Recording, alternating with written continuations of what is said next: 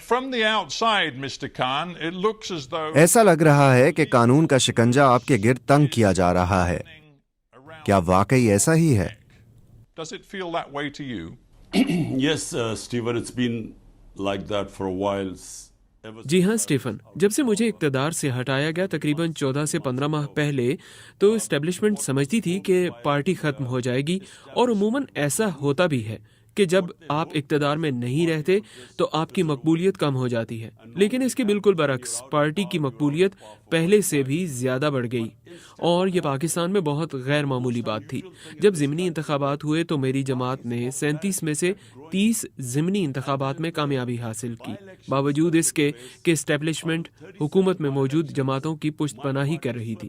تو جب یہ مجھے گیم سے ناک آؤٹ کرنے میں ناکام ہو گئے تو مجھ پر 2 بار قاتلانہ حملے بھی ہوئے، اور اس کے علاوہ اب تک مجھ پر کیے گئے مقدمات کی تعداد 200 کے قریب ہو گئی ہے، اور میں ڈبل سینچری بنانے کے قریب ہوں. اور یہ تمام کوششیں اس لیے ہیں کہ یہ مجھے جیل میں ڈال سکیں یا مجھے نااہل کروا سکیں یا میرے خلاف یہ دونوں کام کر سکیں. And the whole attempt is to either imprison me or disqualify me, or both. Yeah, you talk about being knocked out of the game. آپ گیم سے باہر کیے جانے کی بات کر رہے ہیں، اور آپ کے خلاف تقریباً 200 کیسز ہیں، جن میں سے ایک آفیشل گفٹس کے غلط استعمال، اس کے علاوہ توہین الیکشن کمیشن کا کیس، اس کے علاوہ بغاوت، بلاسفیمی، اور یہاں تک کہ ایک قتل کے مقدمے میں بھی آپ نامزد ہیں. But then there are others which include, as I understand it, sedition, blasphemy, and one case which even alleges you were involved. تو یہ بہت پیچیدہ اور مشکل صورتحال ہے، اور اگر دیکھا جائے تو آپ کے پاس تو کسی اور چیز کا وقت بھی نہیں. You don't have time for anything else. Well, you forgot to mention there are about 60 or 70. آپ یہ بتانا بھول گئے کہ میرے اوپر تقریباً 60 سے 70 دہشت گردی کے مقدمات بھی ہیں.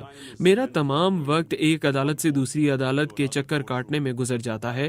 2 مہینے کے دوران میں نے 335 عدالتی پیشیاں بھگتی ہیں، اور میری قانونی ٹیم بھی ایک کے بعد ایک کیس میں میرے دفاع میں مصروف رہتی ہیں.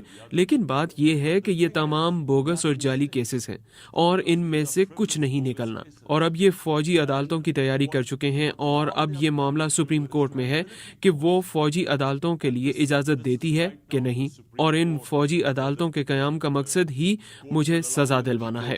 And the objective of the military court is that there I certainly will be sentenced.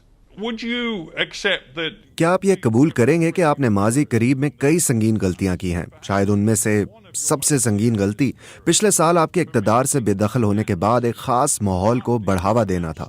وہ ماحول جس میں آپ نے فوج کے خلاف دشمنی کی حوصلہ افزائی کی، In which you encouraged hostility. اور جب آپ کو اس سال مئی میں گرفتار کیا گیا تو آپ کے حامیوں نے فوری طور پر پرتشدد مظاہرے کیے اور سڑکوں پر نکل کر فوجی اہداف اور ایک سینئر جنرل کے گھر کو نشانہ بنایا. Took to the streets in violent protest, which included violence directed against military targets, including کیا وہ آپ کے لوگ نہیں تھے جو آپ کی بیان بازی کے نتیجے میں ایسا کر رہے تھے؟ people responding to your rhetoric. Well, Stephen, let me just answer this one by one. Number one. ٹھیک ہے اسٹیفن، مجھے صرف ایک ایک کر کے جواب دینے دیں.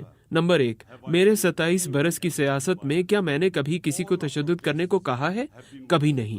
ہمارے تمام احتجاج آئین کے اندر رہتے ہوئے پرامن رہے ہیں. احتجاج کی اجازت تو ہمیں آئین نے دی ہے. جب ہمیں کوئی ناانصافی محسوس ہوتی ہے تو احتجاج کرنا ہمارا حق ہے، اور وہ ہم نے کیا ہے. ہم نے 126 دن کا اب تک کا سب سے طویل احتجاج کیا، اور ایک بھی تشدد کا واقعہ سامنے نہیں آیا. تمام پرامن احتجاج تھے.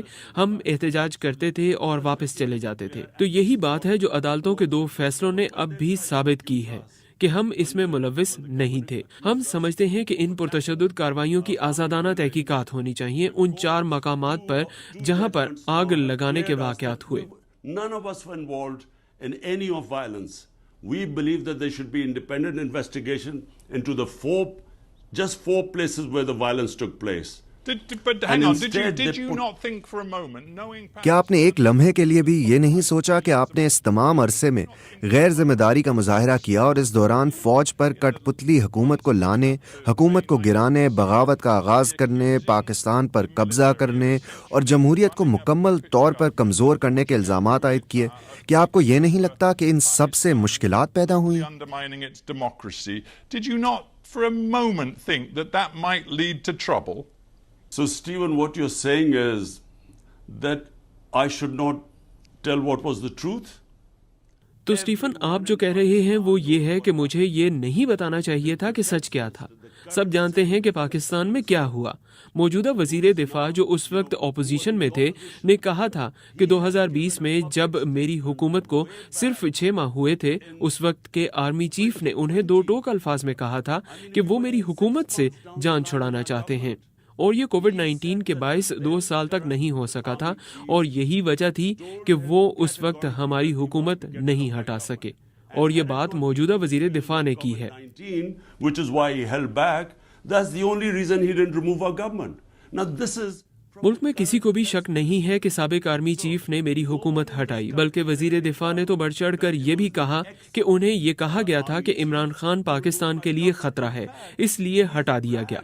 यही सच है। he thought Imran Khan was dangerous for Pakistan. That's why he removed me.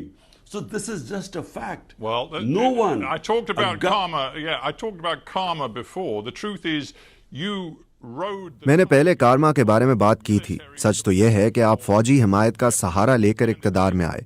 2018 के इंतखाब में आपने इस टाइगर पर खुद सवारी की थी। उस वक्त आप फौज के करीब थे। आपके इक़्तिदार के इब्तदाई बरस में इंटेलिजेंस सर्विसेज और फौज से आप करीब थे, और जब आपसे वो अलग हुए तब अचानक आपने फैसला किया कि आप सियासत में फौजी मुदाखलत नहीं चाहते।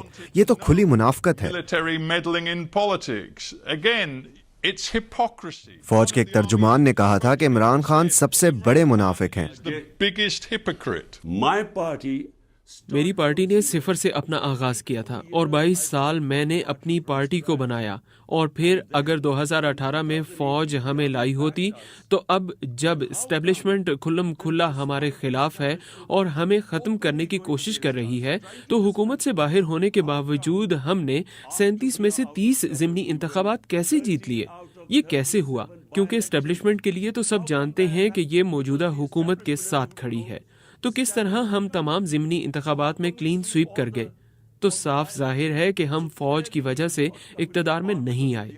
जहां आप दुरुस्त हैं वो ये है कि फौज ने 2018 में मेरी मुखालफत नहीं की थी, लेकिन 2013 में फौजी इस्टेब्लिशमेंट ने नवाज शरीफ की पुष्ट पनाही की, उन्हें इक़्तिदार में लाए। इसलिए हमने 126 दिन तक एहतजाज किया, क्योंकि हम चाहते थे कि इंतखाबात की तहकीकात हों, क्योंकि हम जानते थे कि इंतखाबात में धांधली हुई है। लेकिन इसके बरअक्स जब 2018 में हम इक़्तिदार में आए तो हमने खुद ऑपोजिशन से कहा कि आप हल्के खोल लें, क्योंकि हमें मालूम था कि हम शफाफ तरीके से जीत गए हैं। Isn't the truth, though, that you believed after you lost? लेकिन क्या ये सच नहीं है कि 2022 में अदम एतमाद की तहरीक में शिकस्त के बाद आपका मानना यह था कि आप अवामी ताकत का इस्तेमाल करके आर्मी को अपने साथ शामिल होने पर मजबूर कर लेंगे? लेकिन आप गलत थे। मैं मई 2023 में होने वाले वाकयात की तरफ आ जाता हूँ। आपके सपोर्टर्स सड़कों पर आ गए, उन्होंने पुरतशद्दुद वाकयात में हिस्सा लिया, उसमें अहम फौजी तनसीबात को भी निशाना बनाया गया। आपने बुनियादी तौर पर रेड लाइन क्रॉस की, एक ऐसी रेड लाइन जिसे क्रॉस करना आपकी पार्टी के हिमायती, हत्ता के साबिक दोस्त और हुकूमत में आपके साथी कहते हैं कि इसके कसूरवार आप हैं। ये आपकी जिम्मेदारी है। It's your responsibility to quote your former defense. आपके साबिक वजीर दिफा परवेज खटक ने कहा कि मेरी नई जमात के तमाम सियासी नुमाइंदे इमरान खान को 9 मई को होने वाले सानेहात का जिम्मेदार ठहराते हैं। Khan responsible. उन्होंने कहा कि इमरान खान रियासत मुखालिफ एजेंडे को अवाम ने और उनकी पार्टी के साबिक रहनुमाओं ने रद्द किया है। Has been rejected by the masses and his own party's former leadership.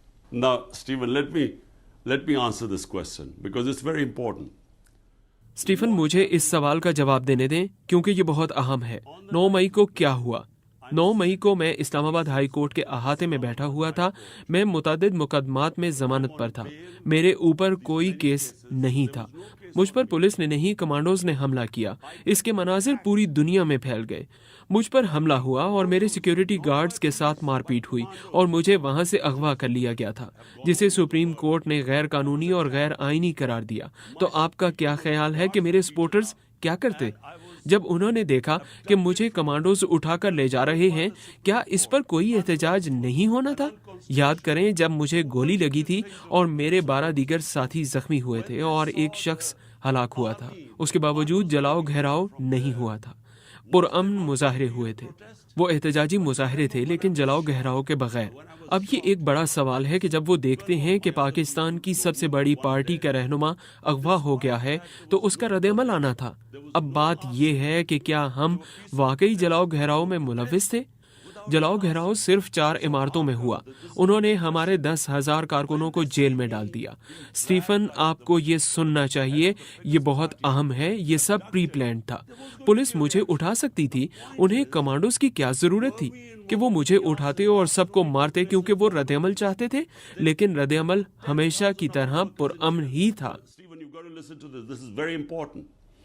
This was all pre-planned. The way the police could have picked me up. Why did they need commandos to pick me up and beat everyone up? Because they wanted a reaction. And but the reaction was peaceful, as it's always been. I want to stop you, Imran Khan, because Imran Khan, मैं आपको यहाँ रोकना चाहता हूँ क्योंकि आप ये बात वाजे कर चुके हैं कि आप 9 मई को होने वाले पुरतशद्दुद वाक़यात की जिम्मेदारी नहीं लेना चाहते। मैं ये समझ गया हूँ, लेकिन मैं हक़ाइक़ पर फोकस करना चाह रहा हूँ कि 9 मई की वजह से जो सख्त दबाव आपकी पार्टी पर डाला जा रहा है, सबसे सीनियर रहनुमाओं से लेकर जूनियर रहनुमाओं तक, जिसकी वजह से आपकी पार्टी अंदर से टूट फूट का शिकार हो गई है। आपके सबसे सीनियर साबिक साथी फवाद चौधरी, परवेज खटक, जहांगीर तरीन, इन सब ने पार्टी छोड़ दी है। कुछ ने नई सियासी जमातें बना ली हैं।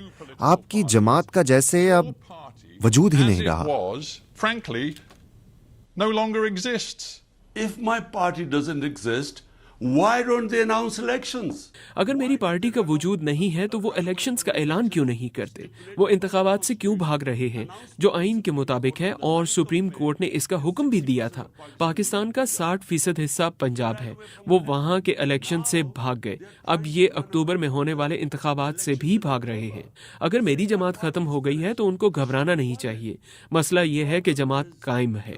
उन्होंने हर किस्म के हरबे इस्तेमाल कर लिए हैं। उन्होंने 10,000 लोगों को जेल में डाल दिया है, जिनमें खवातीन भी शामिल हैं।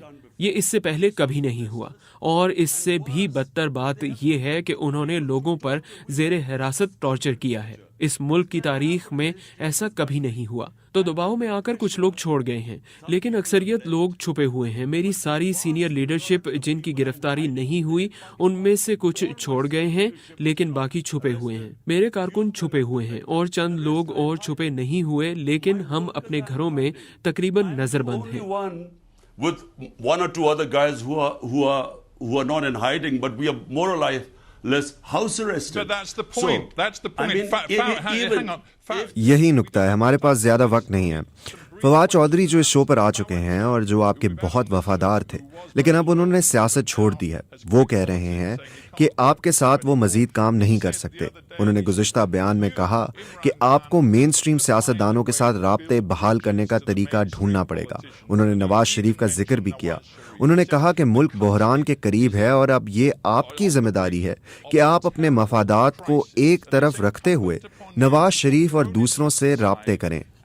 क्या आप ऐसा करने के लिए तैयार हैं? And others. Are you prepared to do that? The fact that the country is on the brink of a major disaster. ये हकीकत है कि मुल्क एक बड़े बहरान के करीब है। हम वाकई तारीख दौर की जानिब बढ़ रहे हैं, क्योंकि बुनियादी तौर पर इस वक्त पाकिस्तान में गैर एलानिया मार्शल लॉ लगा हुआ है।